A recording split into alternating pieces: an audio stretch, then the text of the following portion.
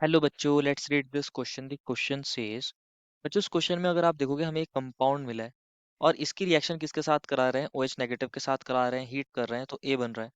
पूछा गया है ए क्या होगा, उसके कोरस्पॉन्डिंग हमें ए बी सी डी चार ऑप्शंस दिए गए हैं। तो हमें बेसिकली ए को आइडेंटिफाई करना है कि ए क्या होगा। तो फर्स्ट ऑफ ऑल बात करते हैं बच्चों इस क्वेश्चन के की कॉन्सेप्ट के बारे में। बच्चों इस क्वेश्चन के की कॉन्सेप्ट के बारे में, और इस क्वेश्चन का की कॉन्सेप्ट क्या होगा बच्चों, यहाँ पर intra molecular aldol condensation reaction क्या होगा बच्चों। इस क्वेश्चन का की concept intra molecular aldol condensation reaction. Basically यहाँ एल्डोल कंडेंसेशन रिएक्शन हमें देखने को मिलेगी, और वो कैसी रिएक्शन होगी, बेसिकली एक ही मॉलिक्यूल में देखने को मिलेगी।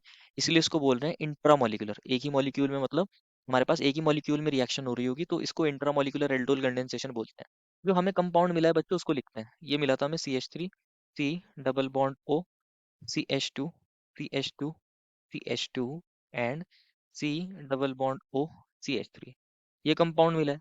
अब अगर आप देखोगे बच्चों, इसकी रिएक्शन जब OH नेगेटिव के साथ करा रहे हैं, OH नेगेटिव बेस है, ये क्या काम करता है, जो हमारे पास कार्बोनाइल ग्रुप है उसके अल्फा वाले हाइड्रोजन को एब्स्ट्रैक्ट करता है। जो हमारे पास कार्बोनाइल ग्रुप है बेसिकली इसके अल्फा वाले हाइड्रोजन को क्या करेगा, ये एब्स्ट्रैक्ट करेगा।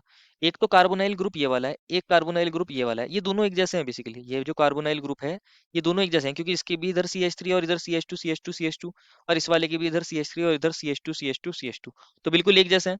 तो अब यहाँ हाइड्रोजन एब्स्ट्रैक्ट करेगा हमारा कौन, OH नेगेटिव। तो OH नेगेटिव क्या काम करता है बच्चों, ये जो हमारे पास CH3 है, इसमें जो ये हाइड्रोजन है बेसिकली इस वाले हाइड्रोजन को एब्स्ट्रैक्ट करता है। इस वाले हाइड्रोजन को एब्स्ट्रैक्ट करता है क्योंकि ये वाला हाइड्रोजन मोर एसिडिक है। इसको हम समझ भी सकते हैं क्यों, क्योंकि जब ये इस हाइड्रोजन को एब्स्ट्रैक्ट करेगा तो हमारे पास जो कॉन्जुगेट बेस बनेगा वो ये वाला बनेगा, CH2, CH2, CH2, और हमारे पास C डबल बॉन्ड O, और यहाँ ये CH2 नेगेटिव, ये वाला बनेगा। ये कॉन्जुगेट बेस ज्यादा स्टेबल होता है। अगर वो इस वाले हाइड्रोजन को एब्स्ट्रैक्ट करता है, ये जो हमारे पास CH2 है, अगर इस हाइड्रोजन को एब्स्ट्रैक्ट करता तो हमारे पास जो कॉन्जुगेट बेस बनता वो ये बनता C डबल बॉन्ड O, और यहाँ ये CH2, CH2, CH पर आ जाता नेगेटिव चार्ज, ये C डबल बॉन्ड हो, और CH3। ये जो कॉन्जुगेट बेस है ये लेस स्टेबल है, क्योंकि यहाँ CH2 ग्रुप यहाँ प्लस आई इफेक्ट भी लगा के इसको डिस्टेबलाइज कर सकता है इलेक्ट्रॉन डेंसिटी बढ़ा के। इसलिए हमारे पास हाइड्रोजन कौन सा एब्स्ट्रैक्ट होगा, CH3 वाला। कौन सा हाइड्रोजन एब्स्ट्रैक्ट होगा, CH3 वाला हाइड्रोजन एब्स्ट्रैक्ट होगा। अब ये हमारे पास क्या बन गया है, कॉन्जुगेट बेस बन गया है।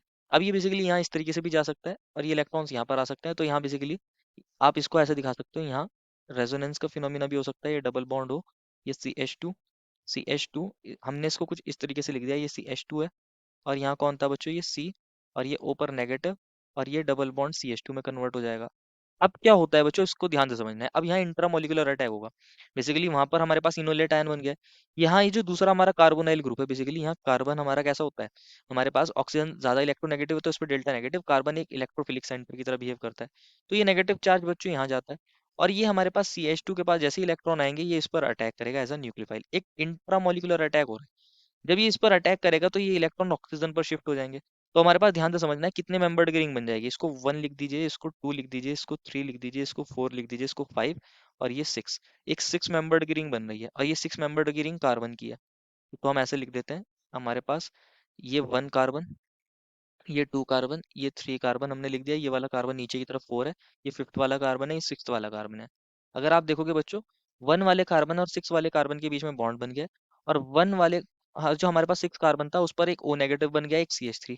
तो हमारे पास जो 6 कार्बन है इस पर कौन बन गया है, एक O नेगेटिव बन गया है। इससे एक CH3 ग्रुप भी अटैच है, इससे एक CH3 ग्रुप भी अटैच है। और जो हमारे पास 2 वाला कार्बन था इस पर डबल बॉन्ड O था प्रेजेंट, डबल बॉन्ड O बन गया था। तो आप इसको ऐसे लिख सकते हो, ये बन गया है हमारे पास क्या, हमारे पास जो हमारा बनेगा रिएक्टेंट। तो अब क्या होता है बच्चों, हमारे पास यहाँ पर नेगेटिव चार्ज आया है। अब हम क्या करा रहे थे बच्चों, उसको सेकंड स्टेप में हमने क्या कराया था, बेसिकली यहाँ हमारे पास ये रिएक्शन हो गई है। अब हम इसको क्या करा देते हैं, H+ से वर्कअप करा देते हैं। तो ये कन्वर्ट हो जाएगा किसके अंदर, ये इसके अंदर कन्वर्ट हो जाएगा। यहाँ ये CH3 है, और यहाँ पर ये OH ग्रुप अटैच है इससे, इस कार्बन से, और हमारे पास यहाँ ये डबल बॉन्ड O है। तो बेसिकली ये बन जाता है अल्फा बीटा हाइड्रोक्सी कीटोन बन गया, ये बीटा हाइड्रोक्सी कीटोन बन गया। तो इस तरीके से ये रिएक्शन होगी। लेकिन इसको क्या कर रहे थे, हीट भी कर रहे थे। जब आप इसको हीट करते हो बच्चों, हीट करते हो तो यहाँ पर क्या होता है, यहाँ पर एक हाइड्रोजन भी प्रेजेंट होगा, बेसिकली दो होंगे, अभी हमने एक दिखाया है। तो यहाँ पर बेसिकली कंडेंसेशन हो जाता है, यहाँ से OH और यहाँ से हाइड्रोजन निकल जाता है, तो लॉस ऑफ वाटर मॉलिक्यूल हो जाता है, H2 निकल जाता है, और यहाँ पर क्या बन जाता है, डबल बॉन्ड बन जाता है। तो ये डबल बॉन्ड बन गया, ये हमारे पास डबल बॉन्ड O था ही, और यहाँ पर कौन अटैच था, CH3 अटैच है। तो हमारे पास क्या बन जाता है, अल्फा बीटा अनसैचुरेटेड कीटोन बन जाएगा, ये अल्फा ये बीटा अनसैचुरेटेड कीटोन। तो इस तरीके से रिएक्शन होगी, तो यहाँ कंडेंसेशन हो जाएगा और ये प्रोडक्ट बनना चाहिए। अगर आप देखोगे इन्होंने क्या कर रखा है, ए ऑप्शन में, बी ऑप्शन में, सी ऑप्शन में इस कंपाउंड को बनाया ही नहीं है। इनफैक्ट इन्होंने यहाँ 4 मेंबर्ड की रिंग दिखाई है, और ये जो 4 मेंबर्ड की रिंग होती है बच्चों, ये ज्यादा स्टेबल नहीं होती। यहाँ पर 6 मेंबर्ड की जो रिंग बनती है ये ज्यादा स्टेबल होती है। तो इस वजह से ये वाला प्रोडक्ट जो बनेगा वो मेन प्रोडक्ट है हमारे पास। तो हमारे पास इनमें से कोई भी प्रोडक्ट करेक्ट नहीं है, तो हमारा ये तीनों ही गलत हो जाएंगे, ए सी बी सी गलत हो जाएंगे, डी करेक्ट हो जाएगा। None is correct, therefore final answer is option number D. I hope you understood it well and best of luck.